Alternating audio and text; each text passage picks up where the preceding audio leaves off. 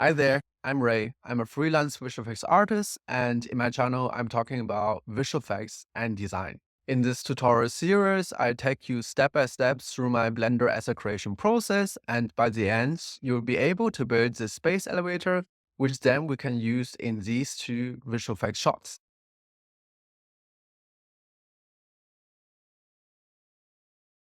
I will drop every few weeks a new episode, and every episode gonna cover one part of the visual effects workflow from block out to lighting. These tutorials are very beginner friendly, so don't worry when you are just starting out. From time to time, I will also challenge you with homework assignments so you can design your own space elevator along the way.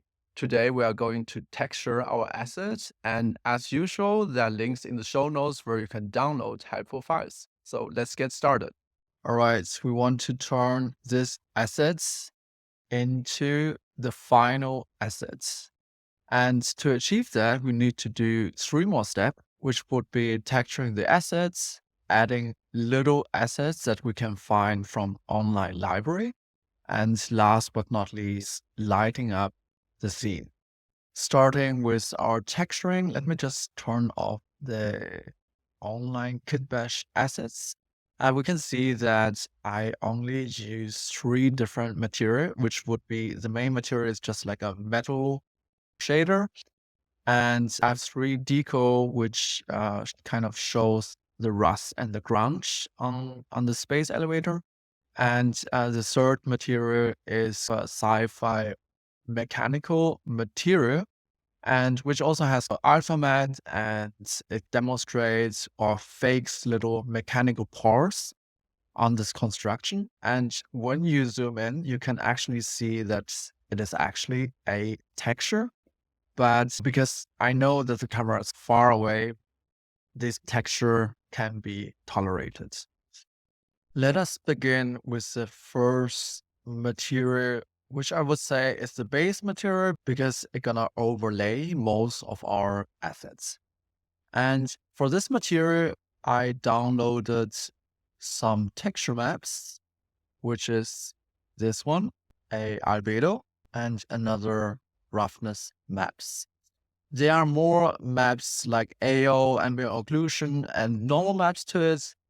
But for the distance of the camera, I think these two maps are more than sufficient for me. So I just gonna use these two texture maps.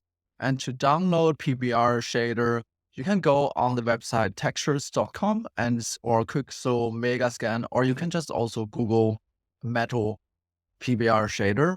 And most of the time you can definitely find them for free.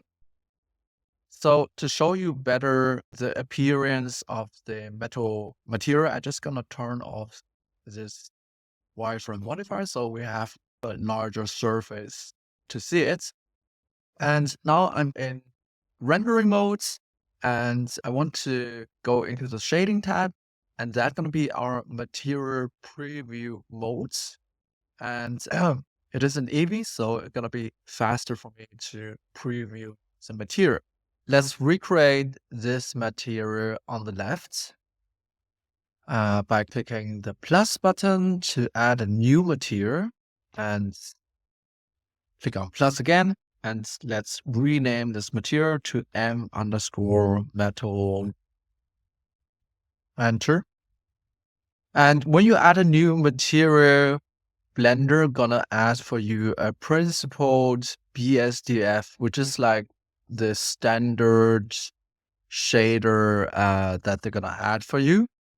And let me click on this shader node, and let's use the shortcut Control T to add three more nodes. Let's first focus on the image texture node. This is a place where I'm gonna add the albedo map, which has mainly the color information. I'm gonna link this image to the image texture nodes. So let me click on open, find the path, open it up, and you can already see that something is wrong because it is stretched horizontally. And I want to correct this stretching because now I want to use a cube projection, and I also want to use an object to control the scale of the projection. So let me maybe open a new bin called projection cube. It can be any object, right? It doesn't have to be a cube. You can also add a sphere and place it close to the cabin so somehow that we can grab it and control the cube. So now I want to go back to the shader by clicking the object with the assigned material. And here I don't want the UV connected to the vector. I want to have the object connected to that and click the object head. And you can already see something has changed. And now when I scale the cube, I can see that this projection is now linked to this cube. It's still now stretched because we need to correct something. For example, the flat here, I want to change it to box. And now we have the proper projection. And pay attention when you project something, the texture gonna repeat itself for sure. And I don't want the audience to see the repetition. So that's why I'm gonna scale it a little bit. And of course, if there's something that you don't prefer, you can also change the position of the cube, right? Now I want to change the original color into a black and white shades. And I need to add one node called color ramp and plug it in between. And you can already see that the color changed to black and white. And by adjusting these two value, I can change kind of how light and dark it's gonna be and how much contrast there is, right?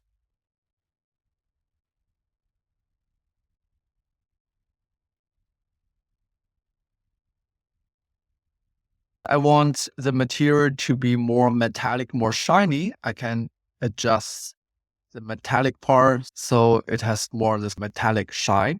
And the second map I will add is the roughness map, because when you see the original texture and you open the viewport shading and change the preview lighting a little bit by rotating the HDRI, you can see that there is an uneven distribution of like roughness and glossiness. And that kind of brings a little bit of complexity into this very simple shader. And I want to do the same on the left. Let us open a image texture. The connection is kind of the same. We want to connect the vector to vector. And do not forget that this is a cube projection. So let's select box, open that image. And now I want to connect color with roughness. And suddenly we have this kind of uneven distribution of roughness.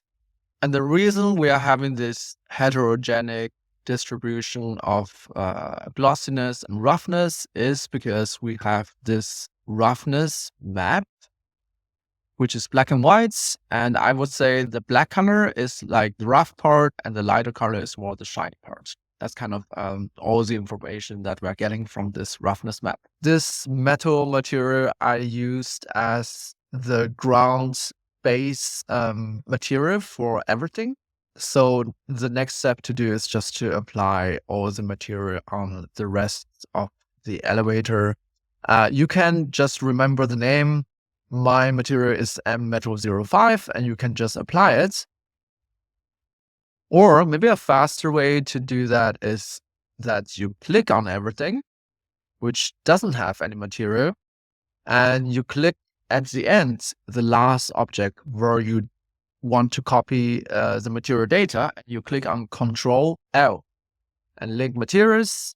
And that's probably the better way to do it because it's just like a little bit faster. And once you finish it, you can reopen the wireframe modifier again. The second material that we can talk about is this kind of sci-fi mechanical panel on top of the first metal layer is half transparent because it has kind of a alpha mask on it. And let me just show you which textures I was using to create this material.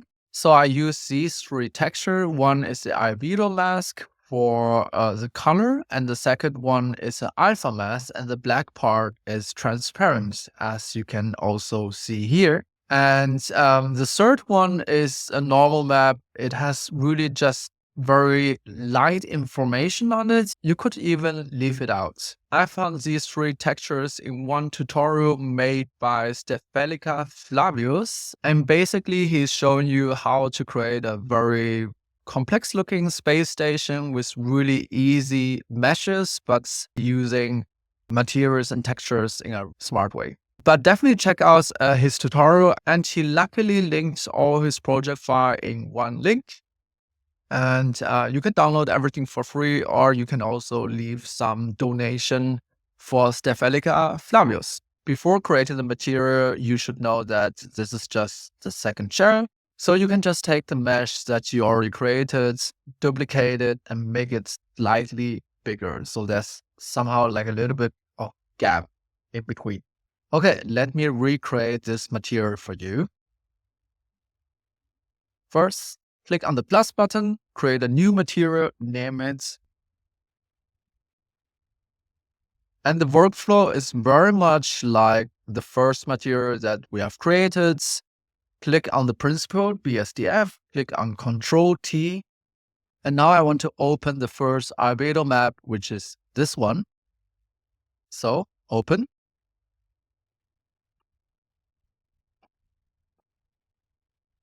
And the second map that I want to open is the hard surface alpha.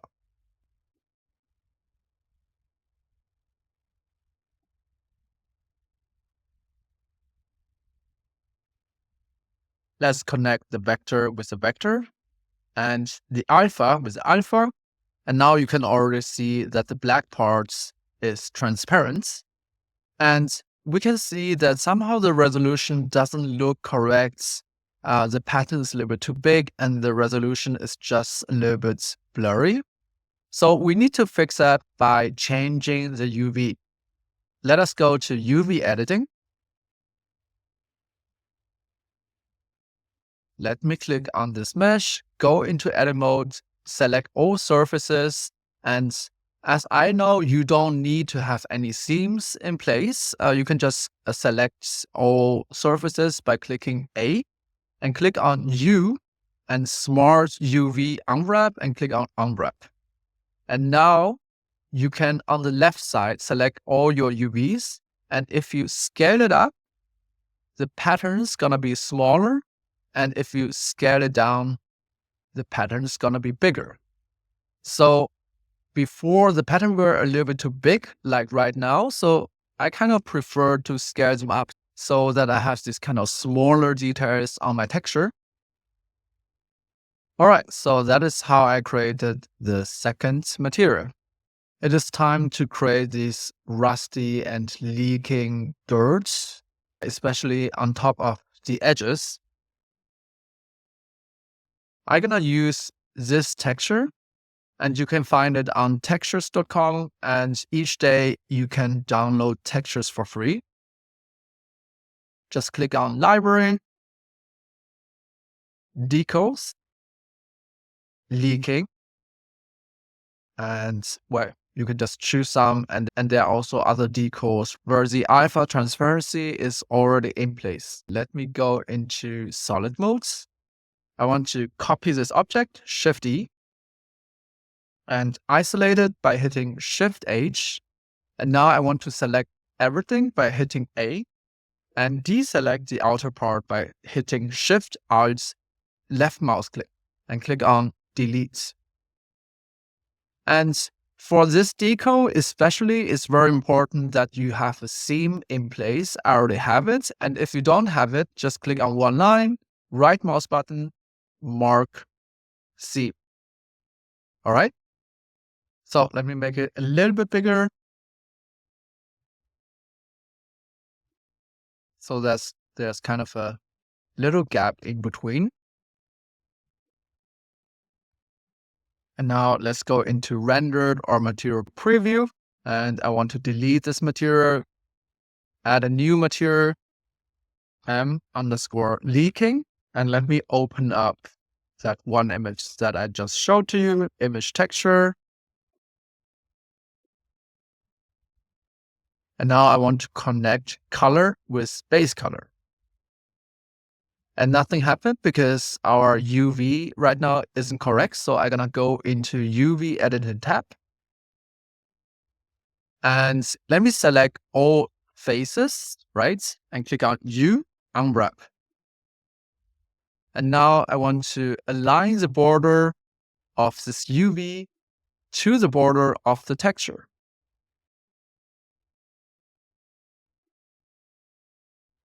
And you can already see that the leaking part is at the right place. The resolution doesn't look very sharp, still looks a little bit blurry. So let me scale the UV a little bit.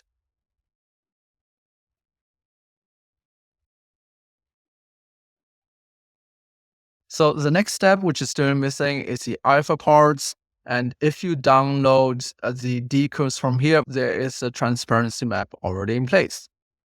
And you can use that by connecting alpha with alpha. And the black part now is transparent. Let's talk about our assignment. As always, you can start recreating what I did in this tutorial. There are project files, including most of the textures, in the link below. Once you feel comfortable with the technical part, try creating and applying your own materials to your space elevator. For your own texturing, use PBR materials from an online library, for example.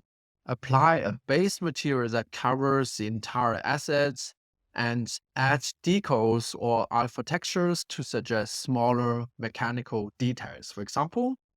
Just feel free to get creative and experiment with your own ideas. As usual, if you have any questions or suggestions, let me know in the comment section below. That's it for today. Next time, we're going to find some assets from the internet library and do some lighting and render out the asset as a turntable.